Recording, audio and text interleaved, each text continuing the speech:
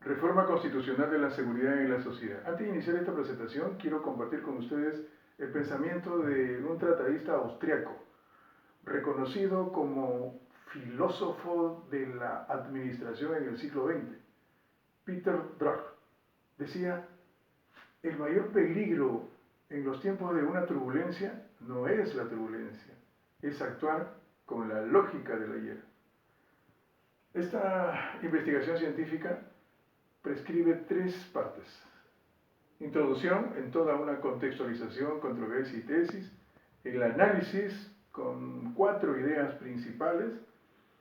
La interpretación de la seguridad, la cultura de la seguridad, los hombres de la seguridad y la concepción de la seguridad. Y al final, la conclusión, una ratificación de mi postura. Introducción. En estos tiempos de la pandemia, en el Perú y en el mundo, se cuestiona esa actitud insensata y hasta despreciable de una sociedad humana que no logra diferenciarse mucho de una sociedad animal. La capacidad de los seres humanos para construir sus propias sociedades según sus proyectos conscientes se está quebrando.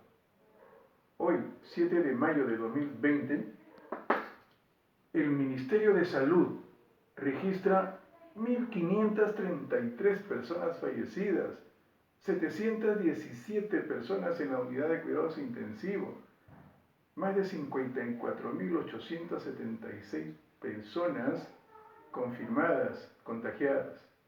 El jefe de inteligencia y del análisis de datos de eSalud indica que los distritos de San Juan de Lurigancho y San Martín de Porres son los que tienen el mayor porcentaje de personas positivas al COVID-19. Entre ambos distritos, el punto de concentración del virus se presenta en las avenidas principales y en los accesos a los mercados y a las zonas de abasto. Estos hechos son inadmisibles. Nada puede justificar que las disposiciones establecidas por el gobierno para proteger la vida humana sean vulneradas irresponsablemente. También debemos de conocer que ni la inmovilización social impuesta por el Estado mediante Decreto Supremo 044-2020 desde el 16 de marzo del presente año y que previene la propagación del COVID-19 y restringe una parte dogmática de los derechos constitucionales. Más aún, las garantías de acción habeas corpus y acción de amparo que no se suspenden durante la vigencia del régimen de excepción, tal como lo refiere el artículo 137 de la Constitución Política. Ni siquiera el Tribunal Constitucional, órgano máximo de control de la Constitución, que no determina con claridad la concepción legal de la seguridad humana. Ningunos han tenido la efectividad en el control del ciudadano. Tal vez merezca mencionar a esos retóricos como Immanuel Kant al decir que el ser humano es el único animal que necesita de un amo para vivir. ¿Y qué decir de Thomas Hobbes? En su célebre tratado de filosofía política, El Leviatán, escrita en 1651, habló del hombre artificial. La sociedad, en la realidad del hombre racional imperfecto, cuyo hecho radica en el conflicto entre esa criatura moral y su antítesis de hombre civilizado, necesita de nuevas ideas apropiadas y aplicadas con éxito dentro de su organización. Frente a estos hechos, frente a esta inaceptable conducta, frente a este fenómeno social, cultural, lingüístico entre el individuo y su sociedad, basado en un Estado democrático de derecho, con los principios de la interpretación institucional y social y sus límites formales y materiales, surge esta controversia. ¿Está de acuerdo con la reforma constitucional de la seguridad en la sociedad? En relación al artículo número 1 de la Constitución Política, la defensa a la persona humana y el respeto a su dignidad es el fin supremo de la sociedad y del Estado.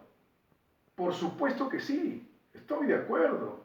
La seguridad, en su explicación causal y racional de la vida social, necesita de la anticipación de una voluntad para intervenir, interpretar y predecir como estrategia reflexiva. A continuación, sustentaré mi tesis con las 4 alternativas de este análisis en el proyecto. La primera de ellas, la interpretación de la seguridad. La sociedad del conocimiento, aquel que puede ser comprendido por cualquier mente humana razonable, se define como la interpretación de los hechos dentro de sus contextos hacia su finalidad. En la era de la discontinuidad,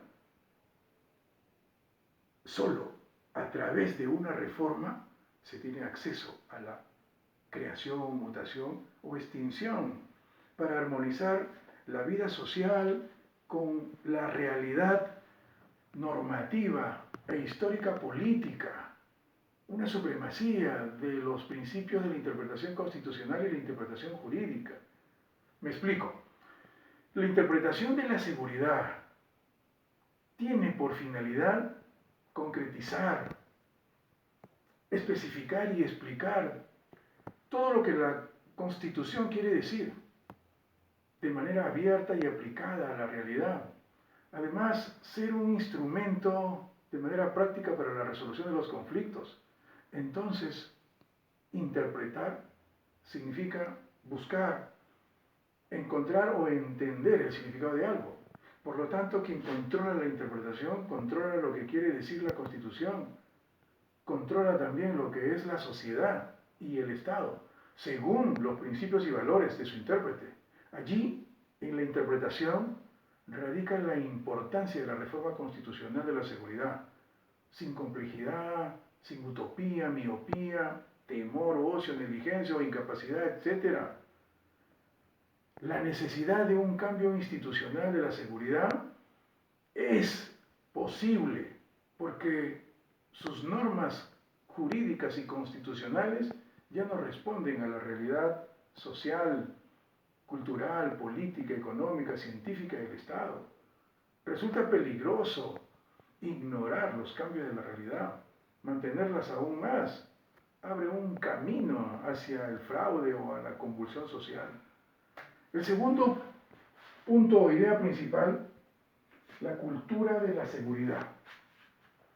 Una parte considerable de la cultura de seguridad no solo está entretejida de clichés, estereotipos o prejuicios, sino de las limitaciones que impone el trasfondo familiar, social o cultural, que sin lugar a dudas se deben de sustituir.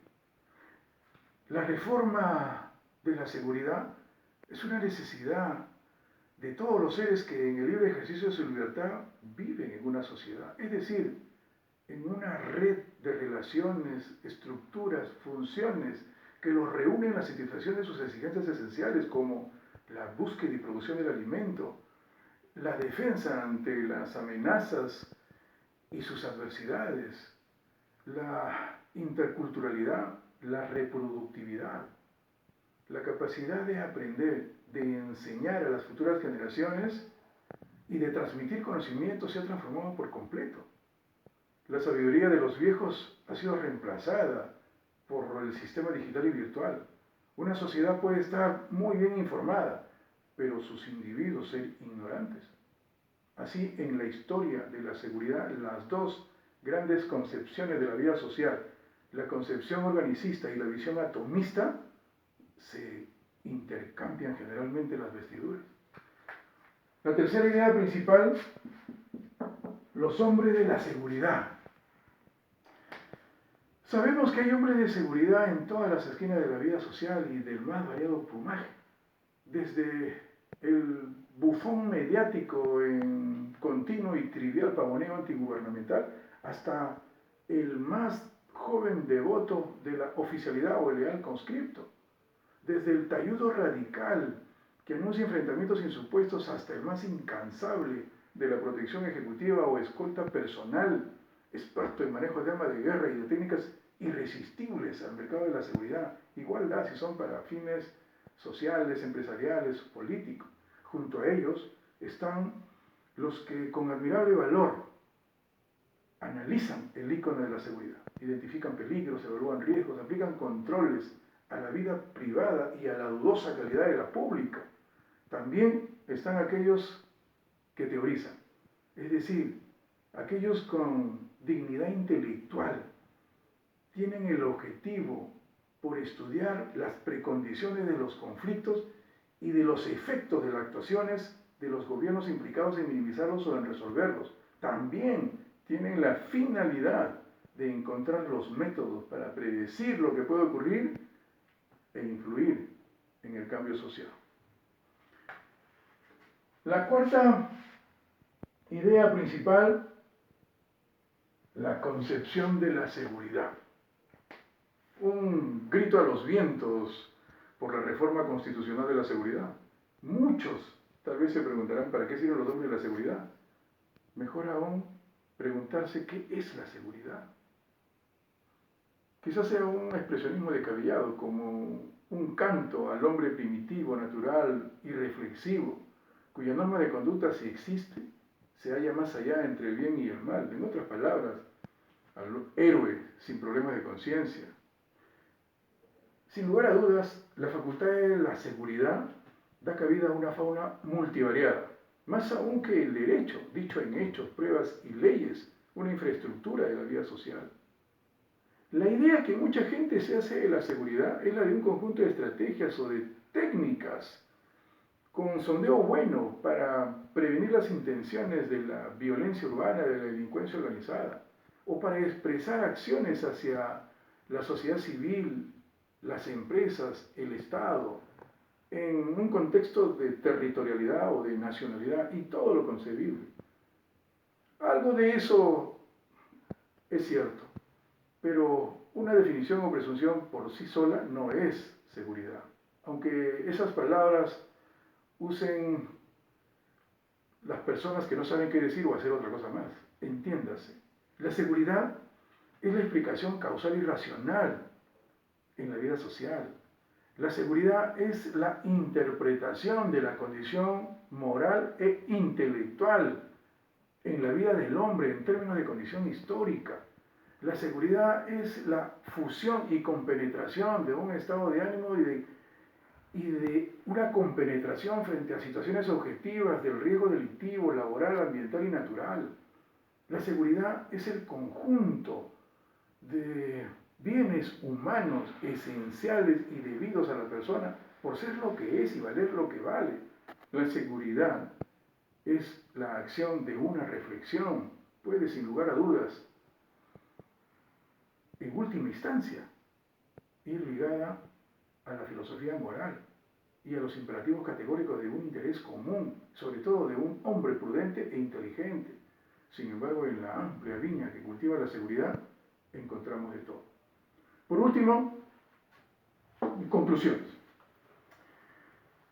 Si el valor es una consecuencia del ser, entonces se debe reconocer expresamente que la seguridad es un principio de la dignidad humana, un presupuesto ontológico común desde la generación de los derechos humanos.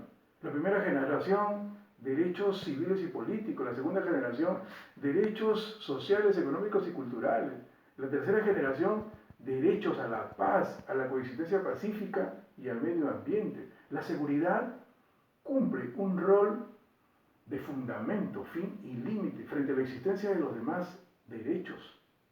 Ni la autoexteriorización, ni la autoobjetivación, ni el paso de la inevitable autoenajenación podrán prescindir para la existencia humana de la seguridad.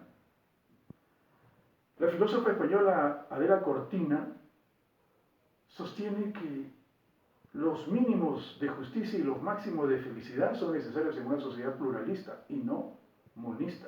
Ratifico mi posición La sociedad humana necesita de una reforma constitucional de la seguridad, cuyo objeto es saber qué, por qué, dónde, con quién y cómo queremos vivir. El intelectual Fernando Savater dice, no somos libres de lo que queremos hacer, pero sí somos libres de responder de tal o cual manera por nuestros actos. El Perú necesita romper los paradigmas de su historia y rediseñar el principio de la seguridad humana constitucionalmente. En una próxima publicación explicaré desde un enfoque jurídico, científico y moral las propuestas de una reforma constitucional de la seguridad. Mi nombre es Arturo Mesagil, intérprete y experto en seguridad. Gracias.